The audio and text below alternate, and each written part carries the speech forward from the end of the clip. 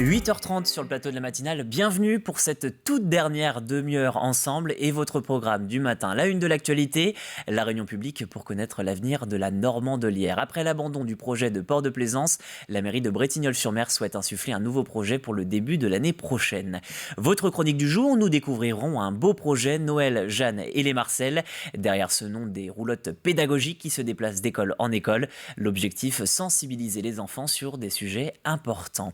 Et puis, l'invité de votre matinale ce matin, nous recevions il y a quelques instants Antoine Verselletto, c'est le président de la FNAIM, la Fédération Nationale de l'Immobilier en Vendée. Ensemble, nous allons revenir sur la flambée des prix et la raréfaction des biens en Vendée. Bien évidemment, vous pouvez retrouver cet invité sur tvvendée.fr. Mais avant tout ça, avant de développer tous ces titres, on va revenir sur le ciel vendéen, avec beaucoup de brouillard ce matin, donc soyez extrêmement vigilants si vous prenez la voiture. Un temps couvert qui devrait quand même régner ce lundi matin, mais assez agréable, très même, comptez 14 degrés, voire 15 sur les côtes. Vous en doutez, en cette mi-octobre, ce sont des températures plutôt clémentes. Les nuages qui passeront au-dessus de vos têtes n'apporteront pas de pluie, mais uniquement le matin. Mais malheureusement, cet après-midi, changement de programme. Un léger crash devrait accompagner en continu le littoral, avec un peu de soleil. Devrait pouvoir repercer en cette fin d'après-midi. Si vous avez de la chance, le soleil reviendra. Dans les terres, plus ou moins la même ambiance. Quelques averses sont à prévoir. Le mercure devrait tout de même afficher un impressionnant 18 degrés à La Roche-sur-Yon, 17 au Sable. On se croirait presque au printemps. On va passer à votre marée. L'océan se retire actuellement. La pleine mer, c'était à 4h24 avec un indice bien plus important que la semaine dernière, 77. La marée sera au plus bas en milieu de matinée, vers 10h07. La prochaine marée haute, ce sera vers 16h27. Parfait si vous voulez aller vous promener pour profiter de ce beau temps. Mais faites attention quand même, je vous l'ai dit, l'après-midi, ce sera un crachin breton. Alors attention, la seconde marée basse, elle est prévue dans la soirée, 22h30. Donc vous avez toutes les informations pour vos marées. On va donc terminer comme d'habitude ce lundi matin avec vos marchés. Et vu que nous sommes lundi, vous le savez, il y a moins de rendez-vous que le week-end. Notons malgré tout dans le territoire de Chambretot et Benay. Et puis pour le littoral, l'Île-Dieu. Mais bon, c'est un petit peu tard pour prendre le ferry à cette heure-là. Alors comptez plutôt sur la Baudière, Port-Joinville, Les Sables ou Jars-sur-Mer. Pour cette dernière destination, le rendez-vous est fixé place des Ormeaux. C'est chaque lundi matin de 8h à 13h. C'est un beau marché d'ailleurs. 150 commerçants se relaient pendant l'année pour vous proposer de magnifiques produits. Voilà, vous avez l'ensemble de vos informations pratiques pour ce lundi. Je vous souhaite une bonne fête au Luc et on se tourne tout de suite vers l'actualité locale.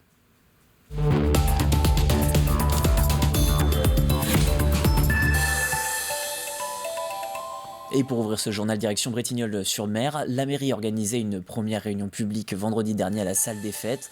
L'enjeu, parler de l'avenir du site de la Normandelière après l'abandon du projet de port de plaisance. Les habitants et les Vendéens étaient invités à répondre à un questionnaire en ligne pour participer à cette consultation.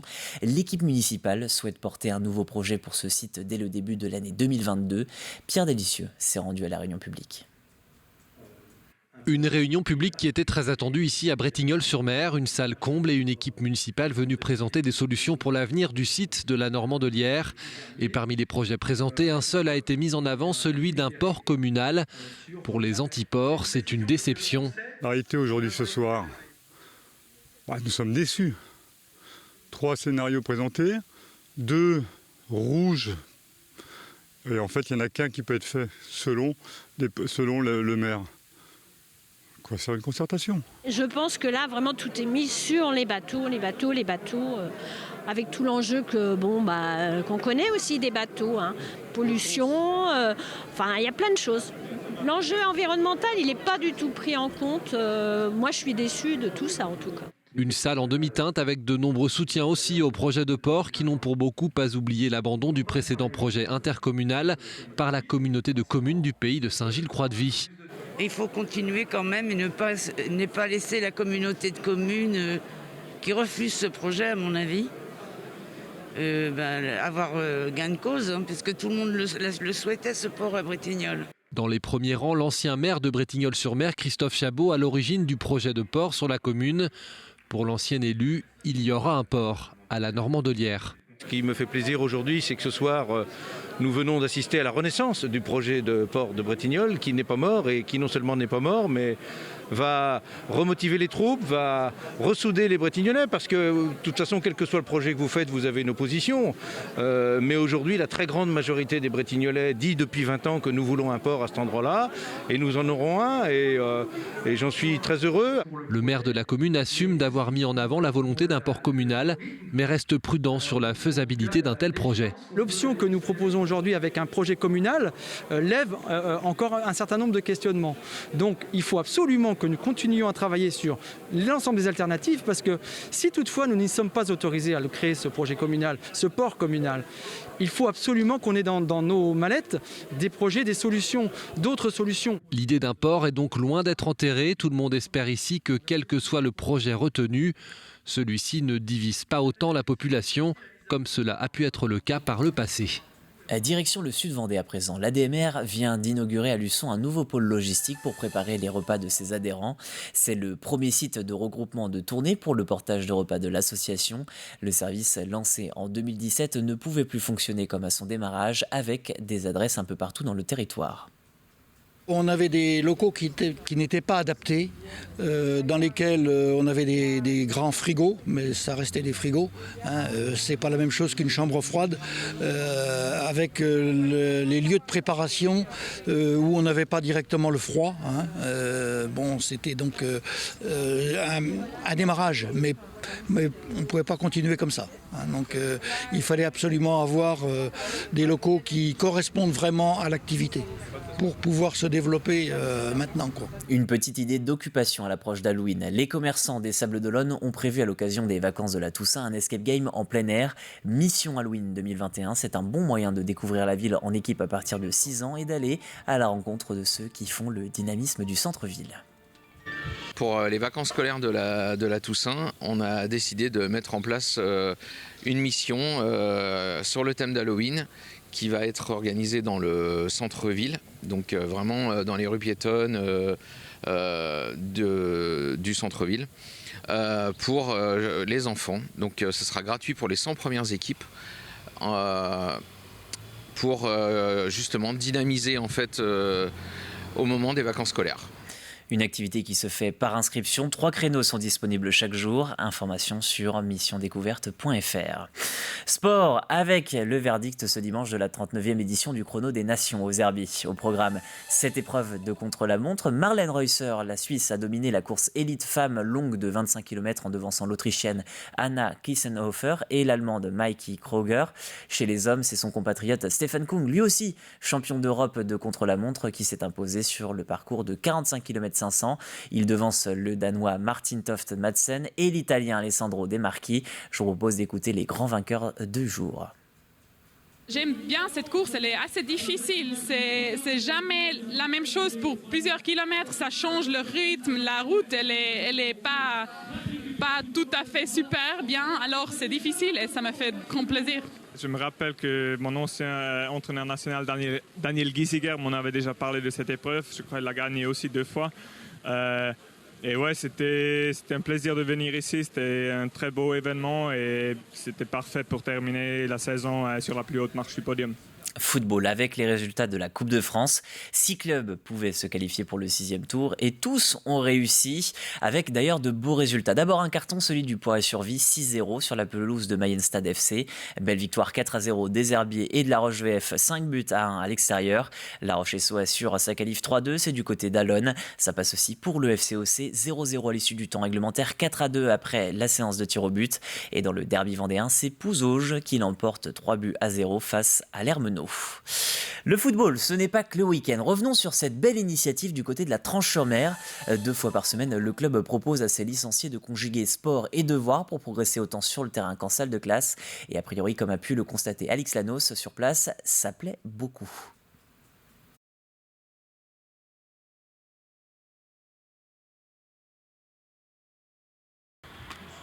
« 16h45, c'est la sortie du collège à Moutier-les-Mauffets. Lucas, Mathis, Gaspard et les autres grimpent dans le minibus mis à disposition par la ville de la Tranche-sur-Mer. Ils ne rentrent pas chez eux. Pris en charge par la Côte de Lumière Football Academy, ils vont à leur entraînement de foot. Mais avant cela, sous la responsabilité d'éducateurs diplômés, ils vont faire leurs devoirs. C'est très agréable parce que ça permet de côtoyer nos jeunes du club, de les voir ailleurs autrement que par le foot. On voit un peu ce qu'ils font à l'école, on voit leurs cahiers, on voit un petit peu. Ça permet de voir autre chose que le foot. Mais c'est très intéressant. Ouais. Donc c'est all. Et bien que nettement plus motivés par le foot que par les devoirs, la douzaine de jeunes inscrits se plient de bonne grâce aux exercices de maths ou d'anglais. Avant les entraînements, ils se finissaient tard et il fallait faire ses devoirs après. Donc c'était la galère, mais il fallait s'en sortir. Voilà. C'est cool quoi, parce qu'on a une heure aux devoirs, c'est bien. Moi. J'aime bien moi. On joue plus au foot et même quand on rentre de l'entraînement, on n'a pas forcément le temps de faire les devoirs. Du coup, c'est mieux qu'on fasse là. Les garçons là. Ouvert à tous les licenciés, peu importe leur club, la Football Academy prend en charge les enfants chaque lundi et jeudi. Le but, conjuguer scolarité et football et permettre aux jeunes sportifs de progresser avec un entraînement supplémentaire par semaine. C'est plus de contenu, donc on peut aussi nous prendre plus notre temps, faire des choses qu'on n'a pas forcément l'habitude. On peut adapter, on peut faire du futsal, on peut faire, on est proche de la côte, on peut faire du beach soccer. Voilà, on peut adapter aussi nos séances pour qu'elles soient un peu différentes. Initialement prévue pour 14 personnes, l'académie peut encore accueillir 2 jeunes footballeurs. 5e journée de National 1 masculine de basket. Chalon recevait Toulouse à la salle Michel Vrignot. Les Chalandais s'inclinent après un match difficile mené de 17 points à la mi-temps, 54-37. L'équipe vendéenne ne peut pas remonter face aux assauts toulousains. Score final 94-79. Et puis toujours en N1M, à noter la défaite 76-58 des Sables d'Olonne sur le parquet du CEP Lorient. En Ligue féminine, un revers également pour les Tigresses. Le RVBC s'incline pour la première fois sur le parquet de Tarbes, 83-78. Rink hockey à présent, le Poids-et-Survie recevait Lyon en National 1 Élite. Les Vendéens ont dominé le match dès l'entame, 2-0 à la mi-temps. Victoire 5-3 à la fin du match. Un résultat de bon augure pour le club du Poiret qui participera la semaine prochaine à sa première Coupe d'Europe. Ce sera face aux Espagnols de Lleida. On est bien rentré dans le match, on a été sérieux. Niveau défensif, on a bien géré. On a le gardien aussi qui nous sort le coup franc et le penalty en fin de première qui nous aide énormément. Après la deuxième, je pense qu'eux ils sont vraiment sortis à aller chercher le match. Nous, on a peut-être un peu douté. On a les coups francs directs qui nous favorisent pour la fin du match. Mais voilà, c'est très positif parce que c'est une équipe jeune qui a connu un début d'année très très très compliqué dont pas mal d'aspects. Enfin, notez la victoire également de la Vendéenne. Les Lyonnais s'imposent à Saint-Brieuc sur le score de 5-1. Voilà qui conclut votre première édition de la semaine. Mais comme chaque lundi, vous le savez, on revient sur la Minute Positive. Nous partons aujourd'hui une nouvelle fois à la rencontre de Jean-Marie Poirier. Souvenez-vous, c'est l'auteur du blog Pause Vagabonde. Depuis quelque temps, ce retraité sillonne la Vendée pour rencontrer ses habitants. Audition Brossée, Chris Audition et nos 6 centres auditifs en Vendée vous présentent la Minute Positive.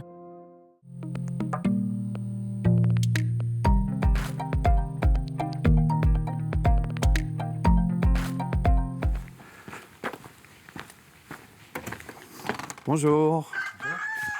Hop, et ça va ? Voilà 3 mois que Jean-Marie Poirier s'est lancé dans ce drôle de projet. Retraité depuis peu, il va chaque jour pendant 1 an à la rencontre de Vendéens lambda. Ce jour-là, il s'est donné rendez-vous avec Benjamin Beneteau, dessinateur de bande dessinée.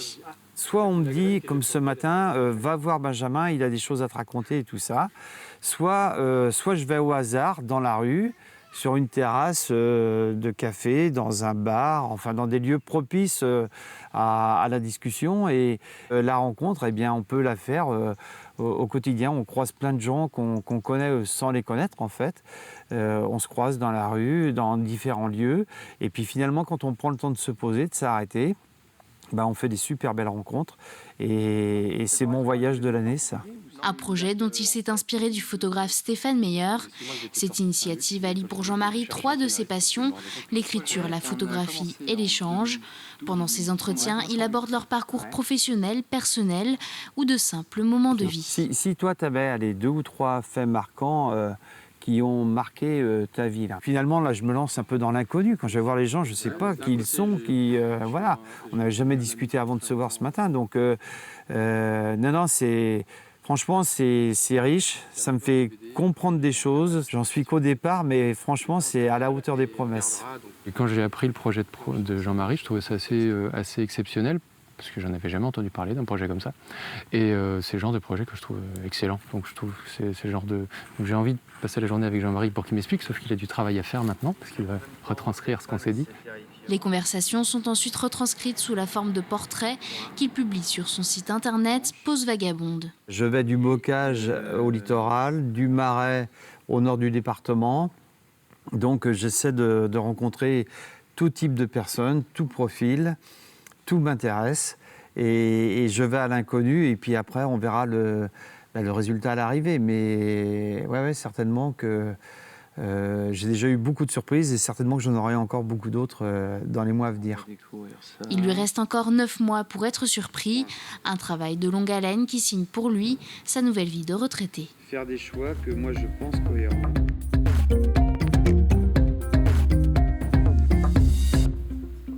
Et 8h46 sur le plateau de la matinale. Merci de partager ce début de journée avec nous. On va revenir à présent sur votre plus de l'info. Après notre feuilleton Octobre Rose, nous vous proposons de retrouver toutes les informations pratiques quant au dépistage du cancer du sein.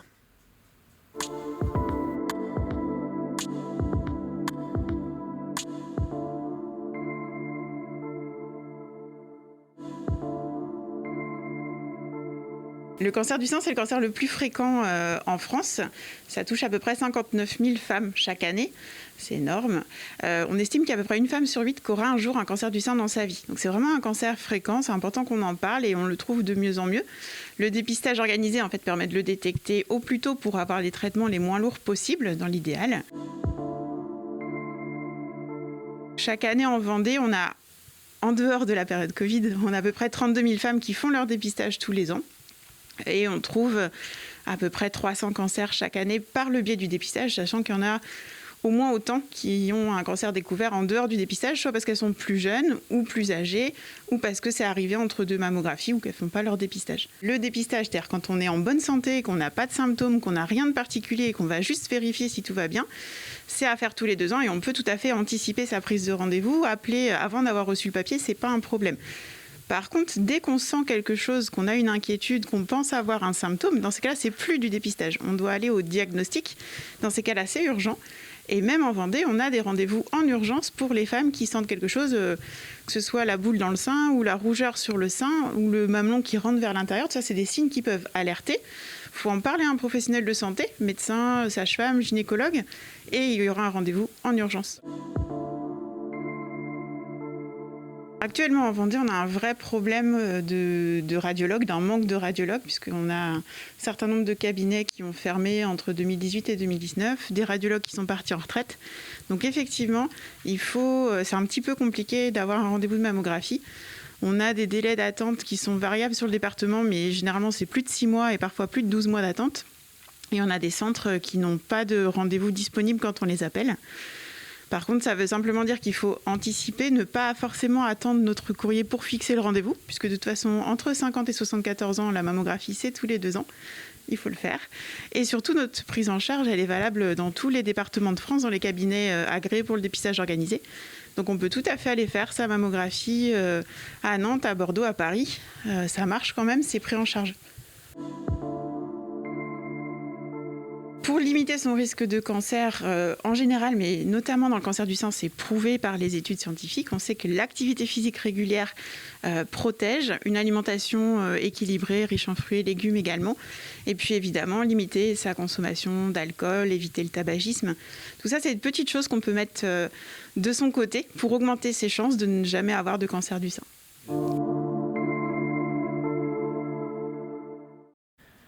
Et comme chaque jour, si notre plus de l'info vous intéresse, vous pouvez le retrouver en rediffusion sur tvvendée.fr, rubrique Actu.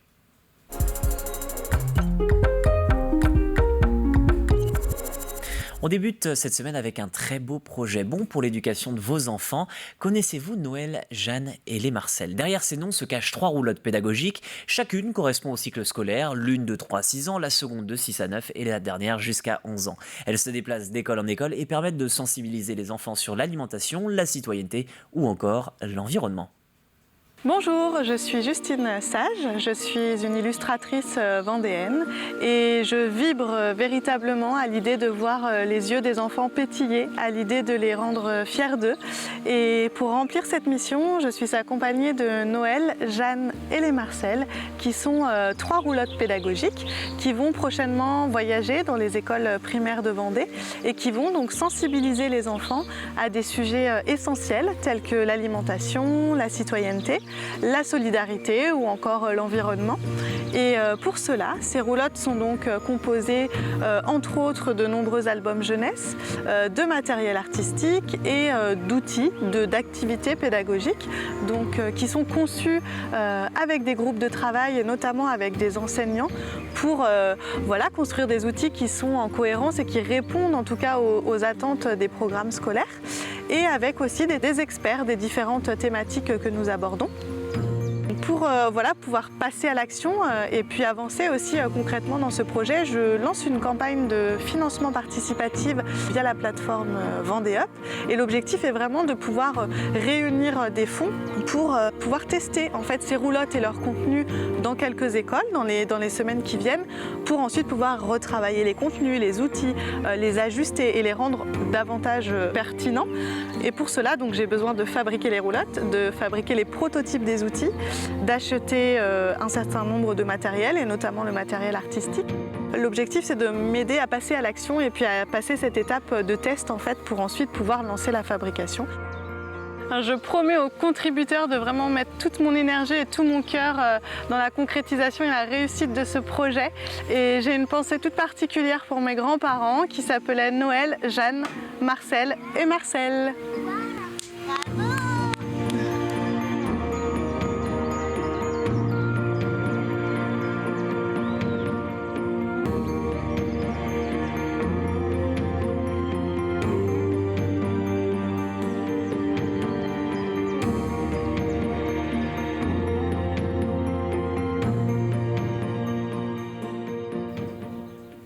Et ce projet de roulotte pédagogique est à retrouver sur la plateforme vendée-up.fr.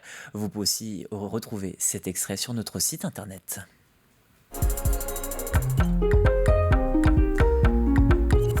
Nous partons à la rencontre à présent de notre nouveau passionné du jour. Vous le savez, c'est la nouvelle émission présentée par Grégoire de Châtillon.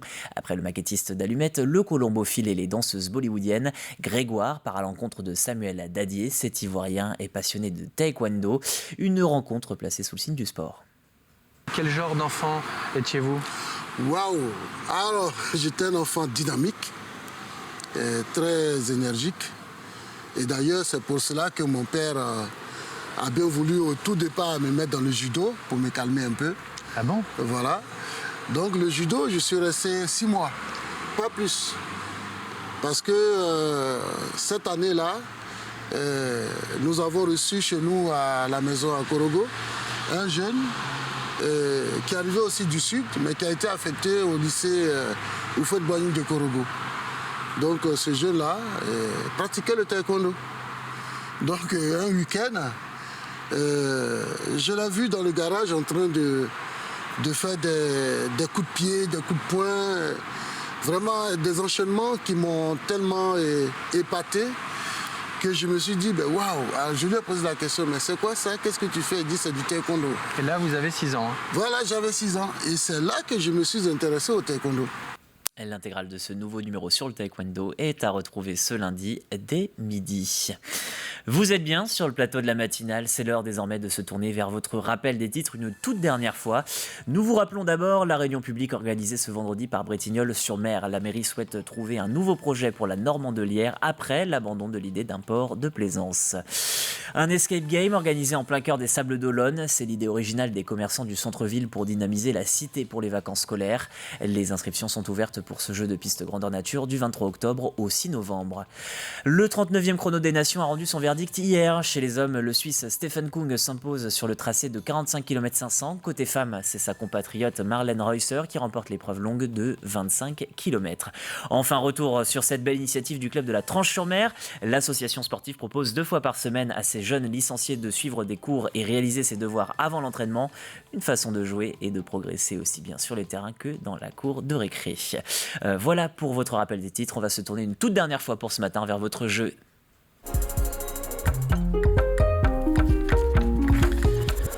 Pour la dernière fois, je me permets de féliciter notre gagnante de la semaine dernière, Anne de la Chaise Le Vicomte, qui repart avec 3 places pour le Cinéville et qui a bien répondu à la question sur Jules Verne. Il fallait répondre les voyages extraordinaires. Et oui, c'est son recueil de plus de 68 romans par exemple. On va désormais se tourner sur la question de la semaine. Quel est ce club de sport qui a créé un bar ambulant grâce à une brouette? Je vous répète la question. Quel est ce club de sport qui a créé un bar ambulant grâce à une brouette? Votre indice du jour, cherchez du côté du ballon rond. Vous aurez alors tout bon. Cherchez du côté du ballon rond, vous aurez alors tout bon. Et puis à gagner 2 laissez-passer individuels d'une valeur de 6 € pour les maisons natales de Georges Clémenceau et la maison natale du maréchal de Jean Delattre de Tassigny. Voilà, vous avez toutes les informations pour jouer. Ces 2 laissez-passer sont à gagner pour une seule personne. Vous avez jusqu'à vendredi. Vous avez désormais tout ce qu'il vous faut pour passer une bonne journée. On espère vous avoir bien réveillé sur la matinale. On se retrouve demain dès 7h sur le plateau. En attendant, le prochain rendez-vous avec votre actualité, ce sera à 12h30 en compagnie de Caroline Tronche. Bonne journée à tous et à demain.